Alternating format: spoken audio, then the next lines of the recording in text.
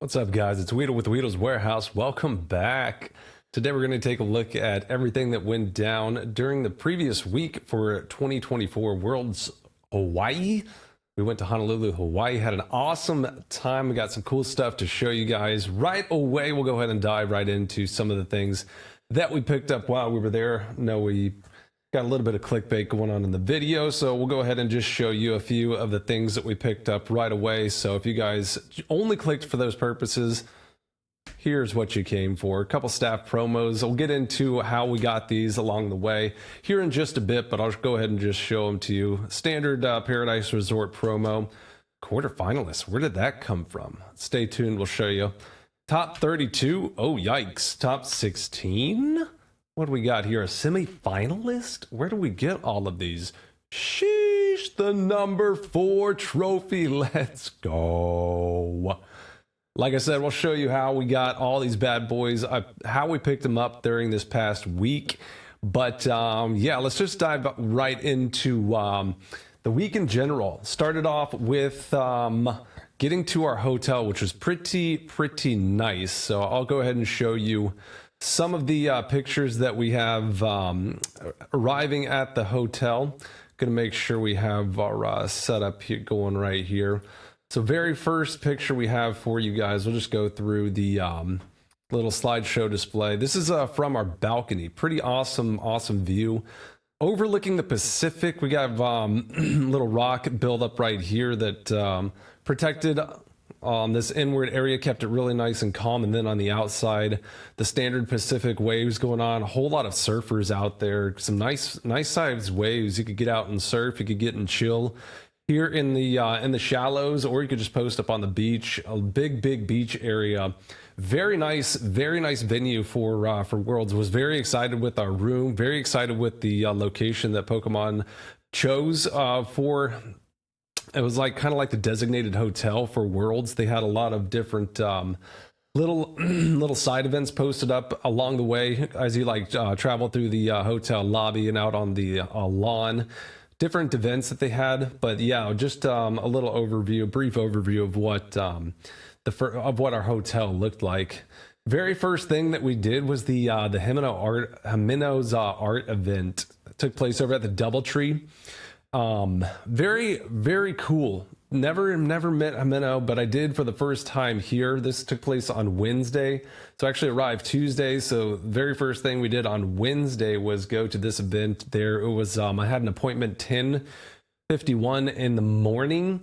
Got the opportunity to meet Himeno for the first time. Very excited for the opportunity to be able to meet Himeno and I actually got a couple sketches. We'll show you here in just a second. A couple sketches, custom sketches from Himeno.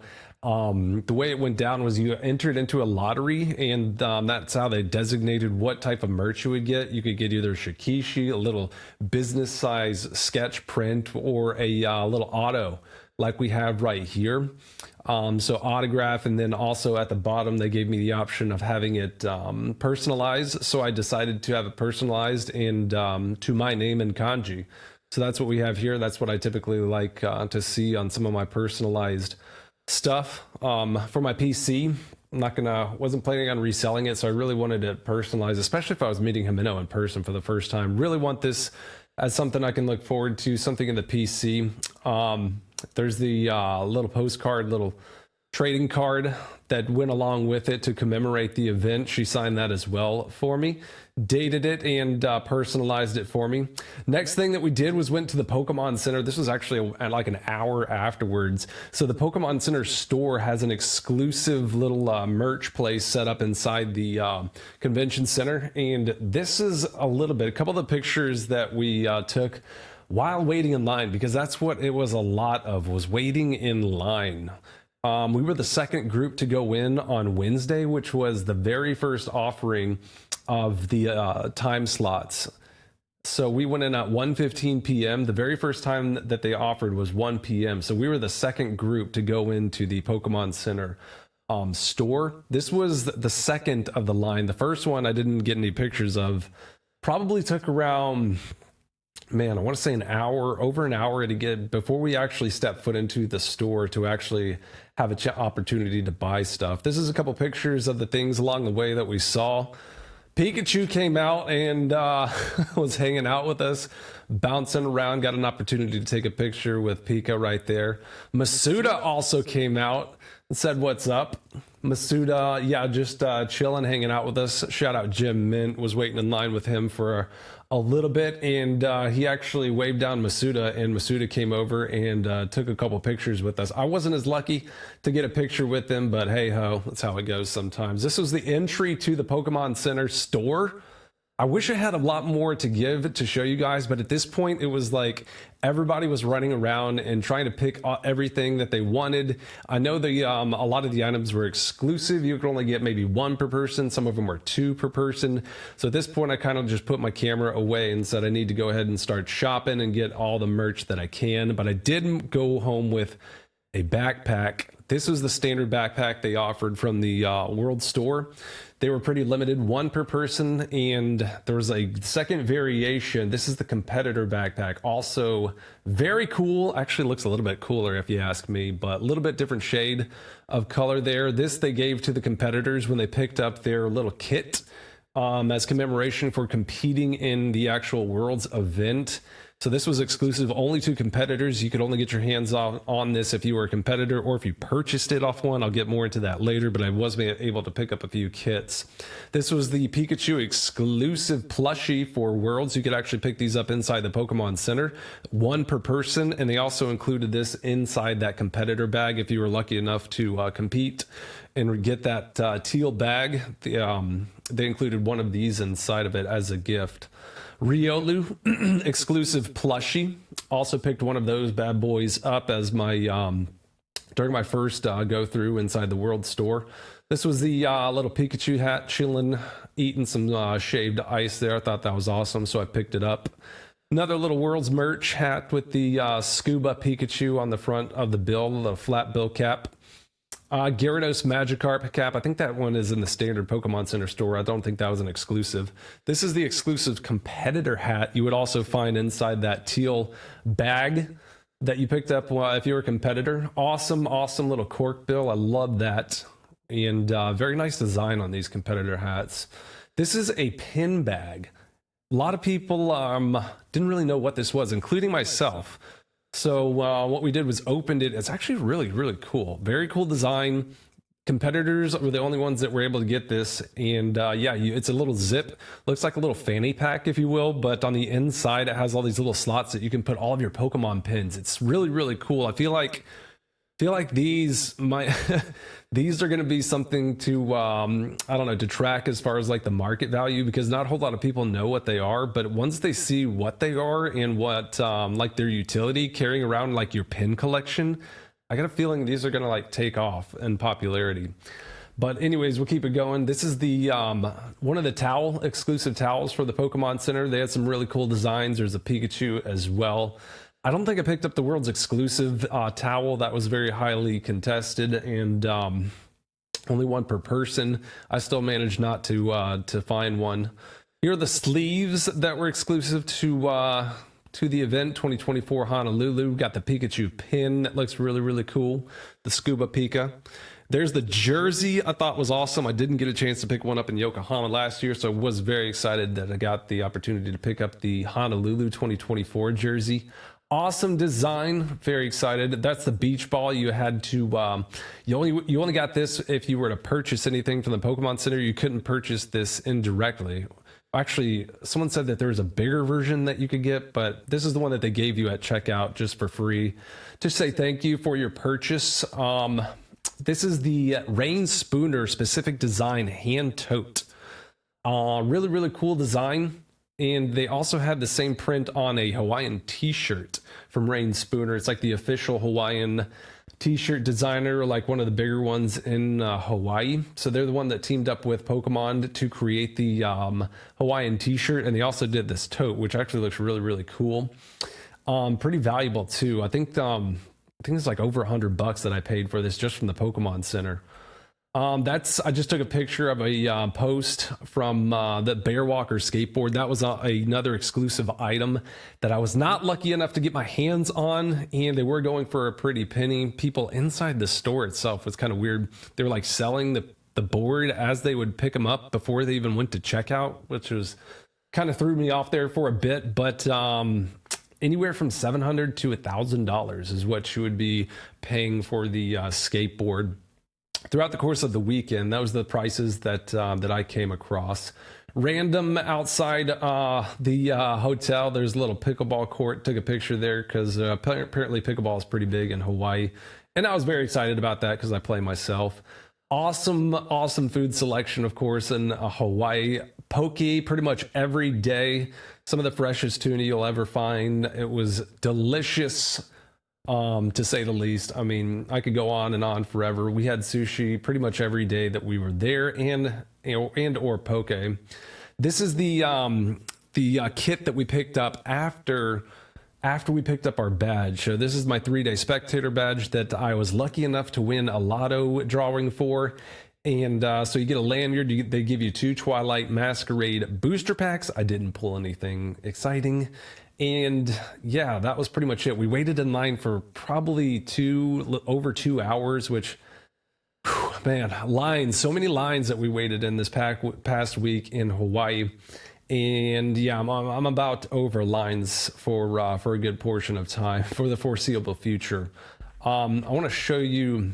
There's the line for the badge pickup. This was just inside the actual convention center. There was also a line outside that snaked around forever for about over an hour before we got to this point, and then it was another hour from this point. So big line for badge pickup. But at the same time, this right when we got out of the badge pickup, that is where the different competitors that had just picked up their big their kits, that's where they were selling some of the promos, the exclusive promos that come with the 11 cards inside. So like previously known as Champions Festival, Paradise Resort is now what it's called. So that little packet that includes 11 cards, one of each language. You would find after this whole little line, after everyone picked up their badge, after competitors picked up their kits, if you walked outside, you would see a whole bunch of them there, just kind of offloading it. I don't know, hoping to sell some of the stuff to, like, I don't know, compensate from their cost, their trip cost, maybe their travel to get there. This was the pin that competitors had included inside their green backpack that we showed earlier. Awesome pin, exclusive to the competitors. Actually went for a good bit. I think the market rate was like 50 to 60 bucks just for that pin. So kind of crazy, the value that they held. The next thing that we did was hiked. We hiked this awesome trail, only about 20 minutes away from our hotel there at Waikiki.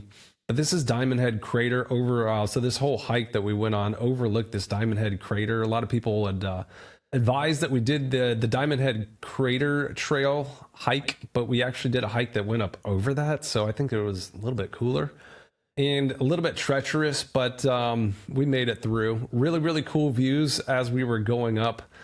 A lot of fun. It took about 2.5 hours to get there and back, and afterwards celebrated with the Moco Loco. This one had a ribeye instead of a burger patty, which is the standard Moco Loco. It's like a traditional Hawaiian breakfast dish. If you go to Hawaii, pretty much every breakfast joint has them. But yeah, that's a little bit of the trip that we just like some of the excursions, some of the things that we were up to while we were there. And then of course, one of the big things that I did as far as a streamer while I was there, for my eBayLive event, I did a big stream on Friday night. Here's some of the cards that we did by way of auction, all of which started at $1, and then we tapped into that first edition Team Rocket booster box. Went very well. For the box break, I also had the Jungle first edition packs that we finished up. So from a previous booster box opening, we cracked the rest of those packs from that box. And we opened this box for the first time, the Team Rocket first edition. But auctions overall for that event, pretty decent. I've had better events, but overall ended up it was a W. A lot of fun opening that first edition Team Rocket booster box. We pulled the Dragonite Holo Rare, we pulled the Dark Machamp Holo Rare, and then three other holos. So we actually still have a good bit of packs, and still a Dark Charizard Holo, still a Dark Blastoise that we haven't pulled from that box. So hint, hint, nudge, nudge, if you guys want to tap into our next live event, that's what we still have available inside that Rocket first edition box. Here's the, yeah, another view from our room. We saw the end of the rainbow. That's the end of the view, the end of the rainbow and the view from our room.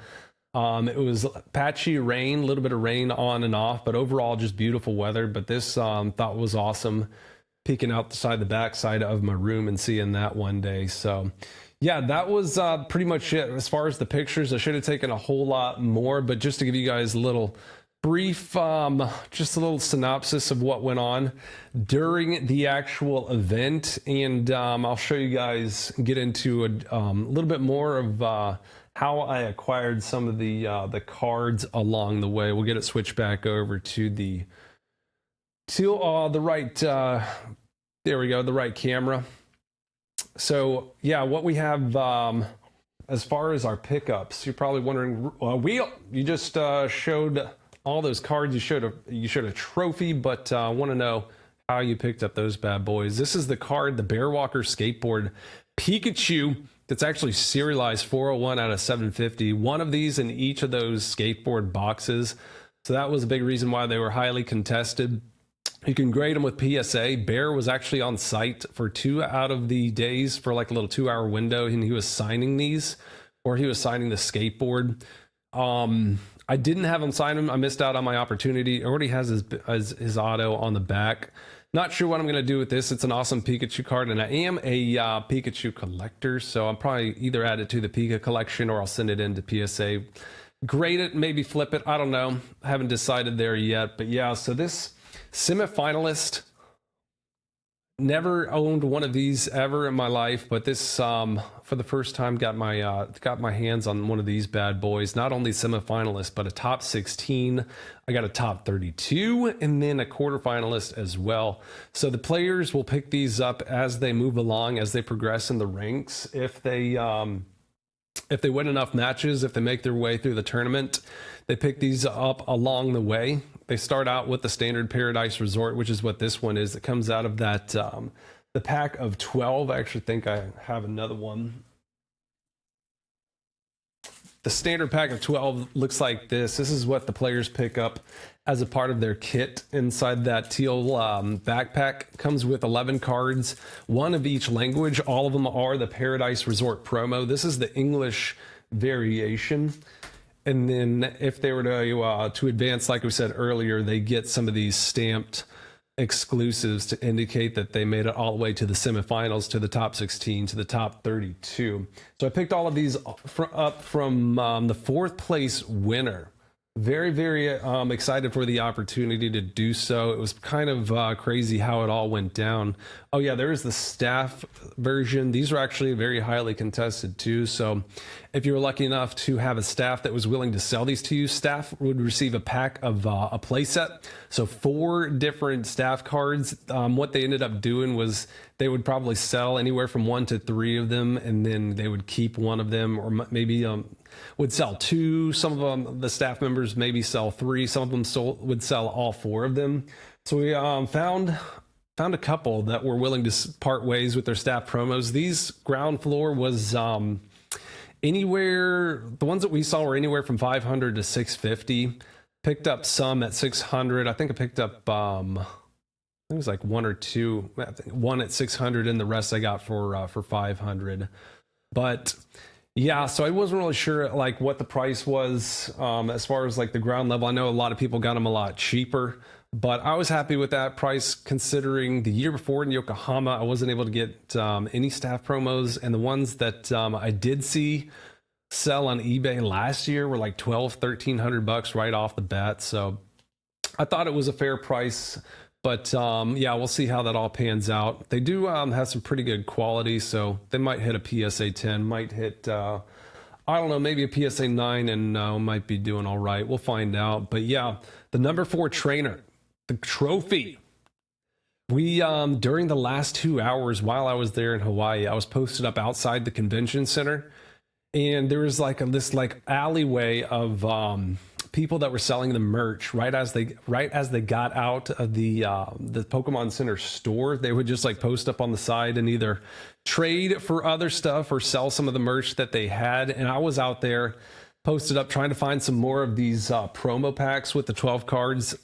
And my brother texted me from inside. He was actually inside the event and texted me saying, hey, I found 2 more of these promo packs. Do you want me to pick you up some? And I said, yeah, go ahead and pick them up, because they were only like $500. It sounded like a good deal. And then apparently the person that sold him the promo pack asked him at that point, are you interested in a bigger card? And he said, yeah, what do you got in mind? So he showed him that the number 4 trophy card. And at that point, he texted me while I was outside. I said, hold up, I'm on my way. I went inside, met up with him, and talked with the seller, who was a man and his son. They had just recently finished and got their 4th place trophy, trying to cover some of the traveling costs of the expenses, from what I understand. And they already had a couple of the commemorative cards that they picked up from the tournament, so they were trying to sell that the 4th place trophy. So I ended up coming to an agreement on the price of the trophy and the rest of the 4 cards that we just showed you. So those top 4 qualifiers, like the top 16, top 32, the semifinalists and quarterfinalists. Did a little package deal for all of these. And yeah, so there it is. That's how it all went down. Very, very fortunate for the opportunity to pick this bad boy up and add it to the collection for the time being. I do intend to do so for the foreseeable future. Maybe we'll get to a point where I need to offload it, but until then, I'll probably try and send it into PSA to get graded. See if I can obtain maybe a PSA 10 if I'm lucky enough to do so. From what I understand, it's pretty tough to grade those bad boys.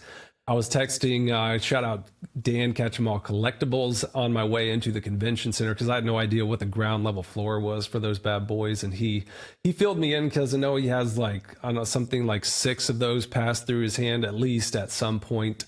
And he has some good knowledge on those. The only guy I know close enough I could actually like message him and feel comfortable asking those kind of questions. So appreciate you, Dan, filling me in on those on that intel and giving me the opportunity. I mean, if I didn't have that information, I wouldn't have really known what to buy those for. But yeah, the seller kind of he had somebody else advising him of the floor level price. That's pretty much what I paid. Apparently, like the floor price, the standard floor price for a number 4 promo is what I paid. But a pretty good deal when we put all of the all those cards together. But yeah, just a little synopsis what went down while we were there at Honolulu, Hawaii for Pokemon World Championship 2024. Appreciate all of you guys tuning in, and until next time, peace.